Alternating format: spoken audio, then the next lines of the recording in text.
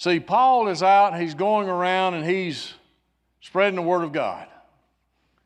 Now, you got to understand, Paul was a scholar, very well-educated man. He was the Pharisee of Pharisees, I believe is the way they described him.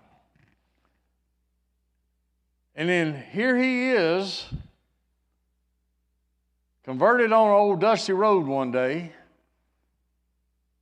And then, when he got over there on the straight street over there and was in the house, and then they told Ananias to go over there and pray for him. See, that's what happened to Ananias.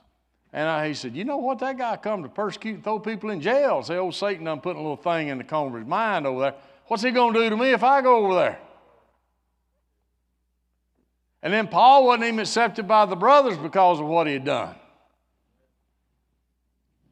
But those guys pretty sharp. And you know what?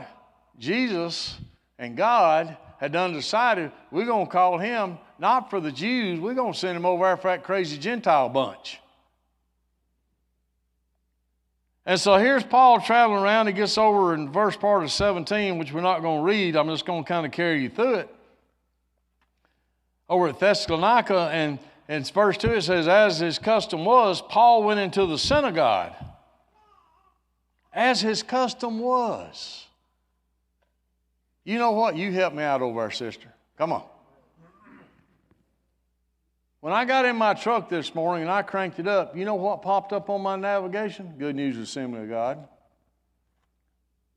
I have never entered that into my navigation system. On Sunday mornings, my truck is figured out, I'm coming over here.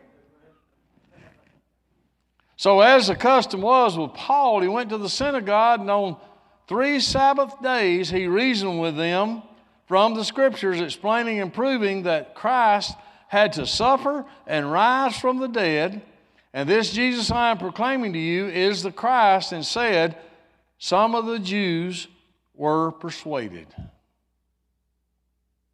But then there was Jews that were jealous.